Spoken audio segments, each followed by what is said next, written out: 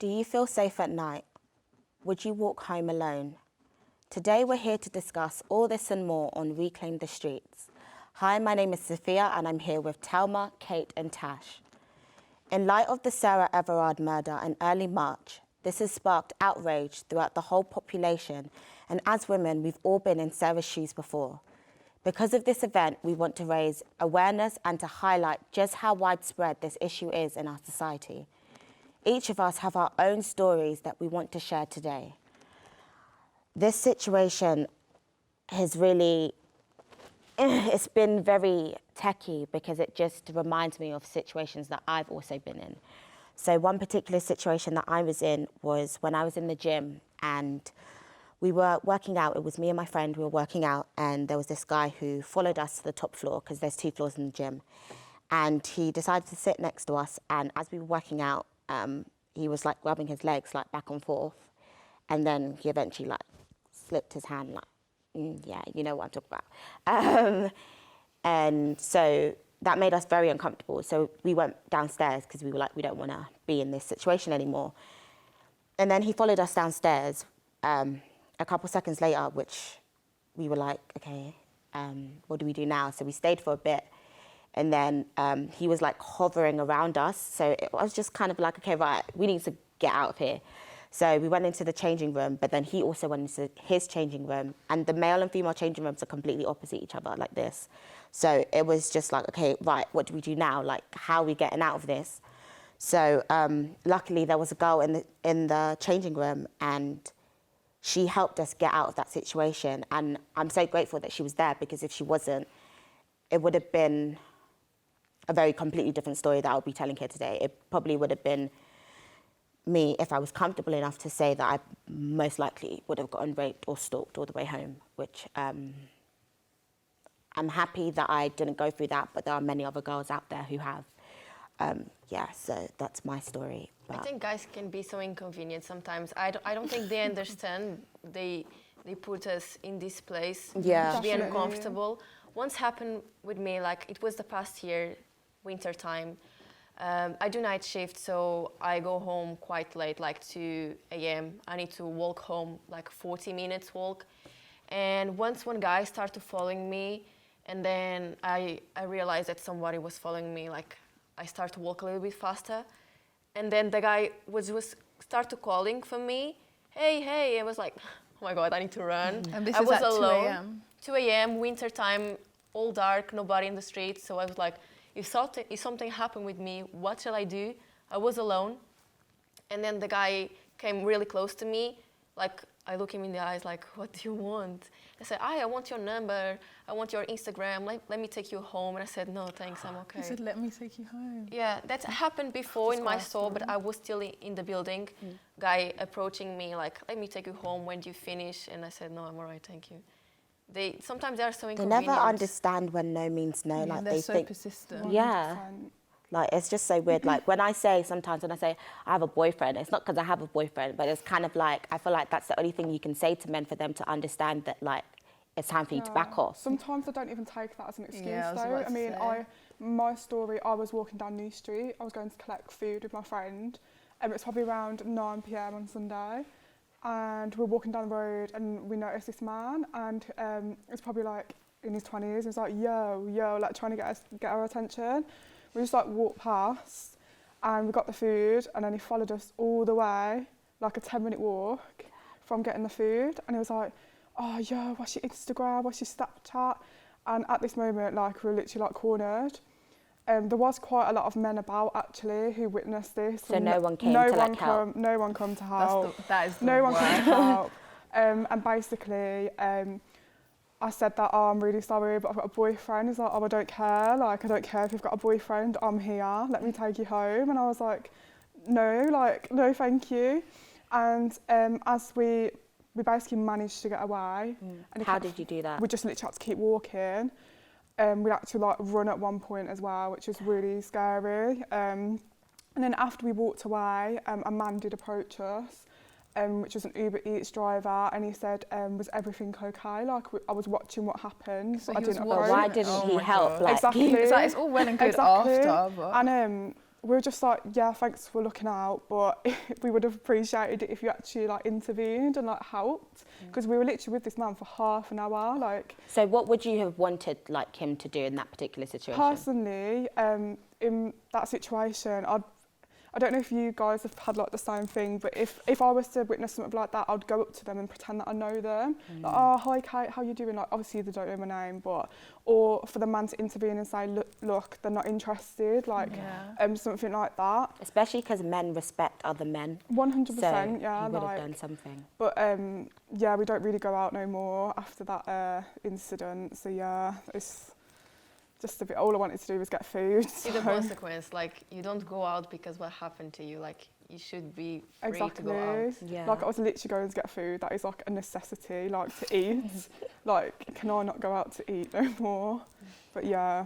No, literally, I feel like it happens to the best of us, because there was a time the worst thing is that my mum always drops me to like the train stations and stuff like that. So my mum had dropped me to the train station. It was like summer times when lockdown had been eased. I had on this black dress, red lipstick, hair back, sunglasses on. Looking good. Yeah, that looks good. Yeah, and it's like, so But that's not a call though. no, Yeah. but I looked nice. Yeah, You know what I mean? If I she say looked so, nice for herself. yeah. There you go. So I've gotten on the train now. I've got my AirPods in and I've sat down, and there's a guy sitting like a little bit further down the train, and then there's like another guy like nearer the end as well. And this other guy stumbles onto the train. And he sits in front of me, and he's like to me like, "What the F are you looking at?" And I'm like, obviously I'm got my AirPods in, lips red, and I'm like, what? And he was like, don't look at me like that, like I won't rape you right here, right now. And I was like, What the hell? and I'm thinking, you're thinking, how did this go from 0 to 100 so quick? So what did I do? I got up, I walked down further down the train where the two other guys were. The guy follows me down the train. He's like to me, he calls me the N-word. He calls me, that word, and then followed by bitch. And he was like, I'll put this in your fill in the blanks, And then he was like, do you think I care if you have a boyfriend? Because obviously, again, I used the whole I have a boyfriend, like, can you leave me alone? And at this point, so I'm like scrambling on my phone, trying to actually call my boyfriend. He was like, do you think he cares? I'll do it right here, right now. Obviously, this guy was like noticeably very drunk, but it's like, that didn't change anything for me, because it's like, drunk or not, you know what you're doing. Like, you're racially abusing me, you're like verbally, sexually like harassing me. And then he like proceeds to like punch behind me on the window. And I don't know if you guys have ever been on like London trains, but there's like a window, and I sat, it's not a window, but it's like glass, and I sat next to it. And he like punched straight next to my head. And he was like, do you think I won't do it? And at this point, I'm quite a confident person. And then it's like, my boyfriend answers the phone. And I'm like, oh my God, da, da, da, da. And then the guy gets off the train. And obviously now I'm sitting there like, what the fuck just happened? So those two other guys did nothing. Did nothing. And even after the situation, like I'm literally crying on like Transport for London. And they just sat there and, you know, they're like looking at me like this. And I was just thinking like, you guys are sick. Yeah. Like, you not saying anything is a part of the problem. Yeah, because that guy, he was vile. Like, it was crazy, the stuff that he was saying. Yeah. Like, in my opinion, I think they're just as bad. yeah, as they the are. man. They are. Because you're part of the problem, because you didn't say anything. Exactly. It's just disgraceful. Like, if I witness something like that, which I have done before with other girls. With like, other girls, I've yeah. I'll definitely help them out in literally, this situation. Especially, I don't know if you've had the same, but nightclubs in Birmingham, like girls getting followed into the toilets. Yeah. That's like a big problem. Like, literally, I've had to pretend to like be friends with some of the girls to stop these boys from preying on them. It's horrible. So I don't know if you guys have seen, but after the whole Sarah Everard situation, Boris Johnson made an announcement. I didn't see. So I think we're gonna watch that now. Okay. Like everybody, I'm shocked and appalled about the news from the Met about Sarah Everard. And I think that the whole country will be united in their feeling for her friends, her family, and will share their shock and their grief. And I can see, and I totally understand, why this has triggered such a wave of feeling on this issue, on the issue of safety of women and safety of the streets. And I want to echo very much what Priti Patel said, which is that no woman should walk our streets in fear. Every woman should feel able to walk our streets in safety. So after watching that video, what do you think about what Boris said? Do you agree, disagree? I personally agree with everything that he's saying, but I feel like that goes without it being said. Like, we all know it's wrong. We all know that this shouldn't be happening. We all know that this is such a terrible thing, but we want more. We want to know what's happening next, like how are we going to prevent this? It's all well and good you standing there and giving this half-hearted, like, what do you call it, speech? It's not even a speech, but what else are we going to do to protect the women around us? Do you know what I mean? I feel like the actual manner that the video was in was a bit almost like, just a bit almost like a joke. Yeah, like you're in a lab coat. You're in a yeah. lab coat and you're addressing a woman that's just been murdered by like our police force. It's a bit of, you know, a bit insensitive, like considering obviously we've just had briefings from obviously COVID-19, he was in a suit, he was in a podium. Why can't we have that same professionalism around women and like what the matter that has just happened? It kind of just shows like, just don't really respect no us respect. as much The respect as, is on the floor, literally. Like, yeah. Like, Thelma, what do you think? I think he's right when he says like every woman should be free to go out. That's obvious, like everyone else should be free Yeah, to the go fact out. how we're having to actually Maybe like say this it. touch that you say, like the environment, maybe he's not taking this seriously. what Yeah. has a lab coat got to do with the matter? Like, can someone please actually Do you know tell what, me? do you know what it like, looks like? It looks like he was just there for something and they went, oh, just quickly do a video on this just to Yeah. shut Yeah, them up. literally. That's literally what it looks like. It's like there's no thought. If he even if he did it like at home, like he's been seriously sitting down thinking about yeah, this, it's like, half-hearted. do you know what I like- mean? Like, Yeah. I just think it was So there poor was attempt. an MP who made a comment about how there should be a 6 p.m. curfew for all men. So what do you guys think about that? Can I go first? I think it is a bit radical, don't get me wrong, but I also feel like women are always being told to make the changes. Don't wear this, don't go out too late, don't do this, don't do that. So when are men gonna take accountability for their actions? So no, we shouldn't not go out late. You should stay home. We should go and have fun. Exactly. We should go and have fun. And also to back up off that anyway, most women do have a curfew anyway. Like, Yeah. it's not like a set curfew, but if I go out, I'm like, oh God, I better be back by this time, because if not, then after this time, like something might You know, happen. the creeps are out. Yeah. Like, I'm not sure about you, but I don't go to town after a certain time now. Yeah, like, I don't go out. Like, it's a no-go. sometimes I want to go for a cheeky night walk, you know, watch the Exactly. stars. But you would but never I know dare, I you can't would do never that. dare. Yeah. Yeah, but imagine in my case, I need to walk 2 a.m. because I go out of the work. It's not because I'm going for a Exactly. pub or wherever. It's because It's literally have to to. earn money. Like, we're literally putting ourselves at risk for just doing the basic necessities. Like, we can't go to work, we can't go get food, we can't go to the gym, we can't take the train. What can we do, please? Yeah. What can we do? And like, to see when it was on social media, to see how the men were reacting, it was laughable. Did you see how Disgraceful. hashtag not all men was Not all trending? men. And it's like, we're not saying it's every man out there. That's not what we're saying. But it's like, your friends, when they're doing something that's wrong, address it. Like, don't get me wrong. Everyone feels awkward when it's like your friend's doing something that it's like you shouldn't do, but it's like it's a touchy subject. We get it, but it's Literally. like you have to have uncomfortable conversations in order for things to change. Do you know what I mean? Because And- even in your situation, when you were talking about how you were on the train, like, even though, yes, those 2 guys on the train didn't sexually harass you or didn't racially harass you, they were sitting there watching the whole thing and said happened, nothing yeah. about it. And it's Just like, as you bad. heard exactly what I heard, because you were saying Yeah. it. When I say loud and clear, like, you heard it and you did nothing. So it's like the hashtag not all men trending, it's like, you're defeating the point and you're making it about Yeah. you again. And it's not about you, it's about what we're going to do to move forward. And they always like to, men especially like to bring in the statistics about how that men are also sexually harassed. But, okay, but you can talk about that on another day. Why do you always have to bring it up in rebuttal to when women talk about Yeah, their deflection game is situations? so Like, strong. I'm not too sure as well, like, obviously International Women's Day was literally like, I think it was a couple of days before or after. Yeah. It's literally just been International Women's Day. And now I'm not too sure if you guys saw, but on Instagram, it's 97% of women have been sexually harassed or assaulted. Yeah. And there was men commenting saying, like it's actually disgusting. Rah, let's go boys, let's do the other 3%. I think that's actually disgusting. Like, What? yeah, there was. And the thing there is, was you don't even comments. want to Did laugh, you but see it's the like, comments? no, I didn't even It's see it. disgraceful. It was like, come on, boys, we can do it all. Like, we don't need to do 97%. We can go. And then there was other people saying, rah, they're all lying.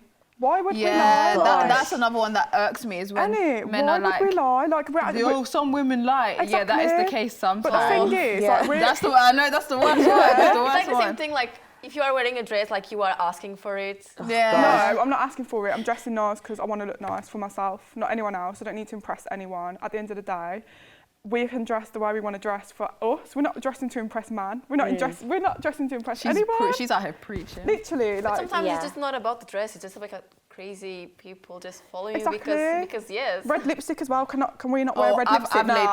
I've laid off the red lippy. Literally. I've laid off. For example, I used to love a you red were lip. at the gym, like were you wearing like different I clothes? mean, No. I was wearing tight clothes, but Oh, But sorry, it's gym, to sorry. be Come fair, on. yeah, to be But fair, so that do is men not at an the gym. excuse. So why can men wear tight fitted clothes and not women? Yeah, it's not an excuse. But as a black woman, I think the situation upsets me even more because I know that if Sarah was a woman of colour, she wouldn't have gotten the same amount of recognition as Sarah.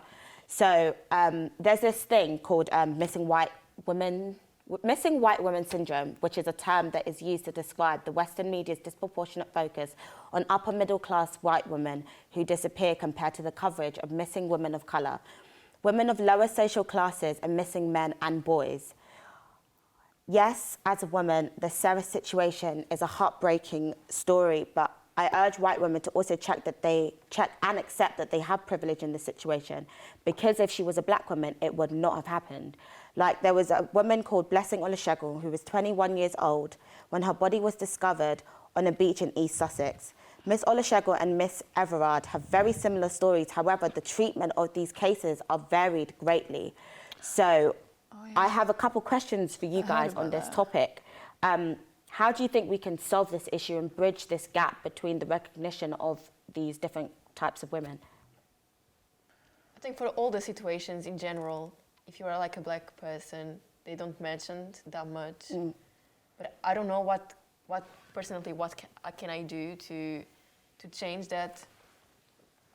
I think as white women, I think it's more of a thing where white women need to accept that they have a privilege in the situation. Yeah, definitely. Because there's been so many cases.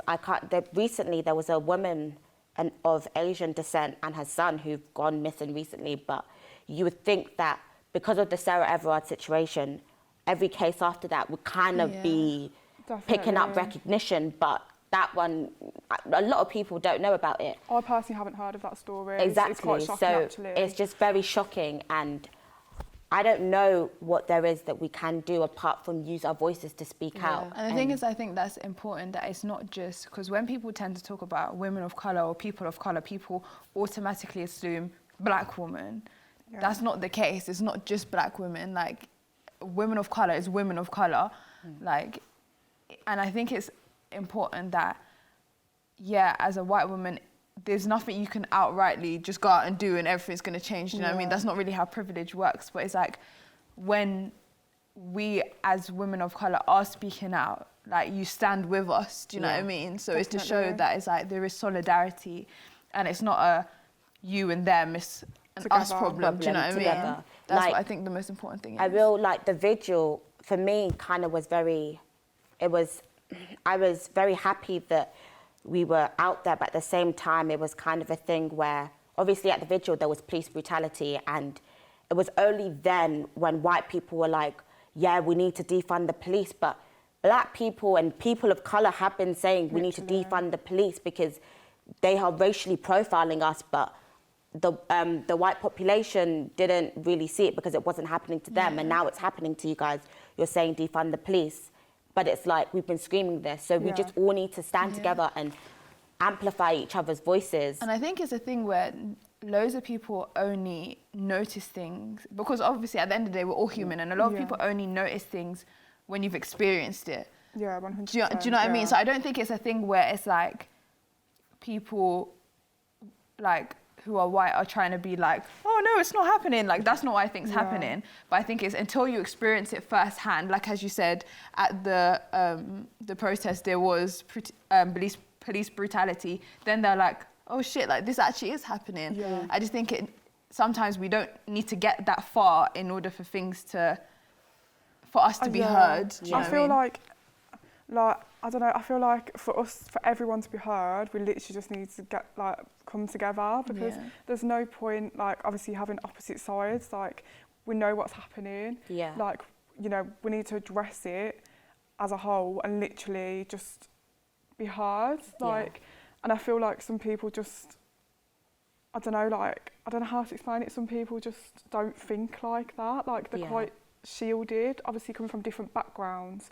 Me personally, I am 100% aware of obviously white privilege. Obviously I haven't really been in a situation to I'm not too sure how to say it, but I obviously haven't been in someone else's shoes, so I can't say it, but I do know and acknowledge that there is white privilege there, and obviously I have stuck by my friends, and if there is a matter that needs to be spoken about, I will speak up for people. I think in this whole situation, men and women, white, black, Asian, we all just need to stand together. And even though, yes, this is women have been affected by this mostly, I think men also need to stand up and, do things. So what do you think men could do to help women, or to help women in this situation, basically? I think this all depends the way you raise your kids.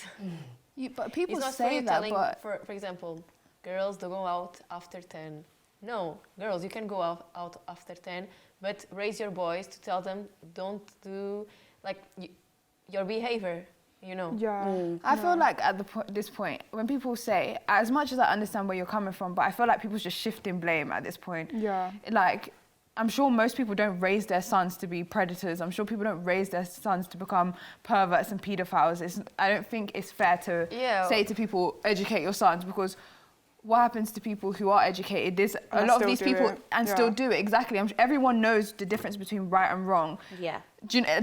And it's like, we're just shifting blame. What they're doing is wrong, and there needs to be consequences for people's actions. And we need to figure out a way to stop this. So we have a VT where we have a couple people discussing this exact topic. So we're going to watch that now. So do you have any good male friends that do anything to help in this situation? So one of my friends is a bouncer. He's always looked after me when I've been out in Birmingham. Can I have his name? So when I'm I can hook you up. But no, he's lovely. His name's Dan. He's always been there. Shout out Dan, innit? Shout out to Dan. I love you, Dan. Anyway, but no, Dan is amazing. There's been a few times where he has actually had to intervene. He's a good lad. But yeah, apart from that, I don't really have a lot of male friends. Most of my friends are female. So yeah, No, I have quite a few male friends.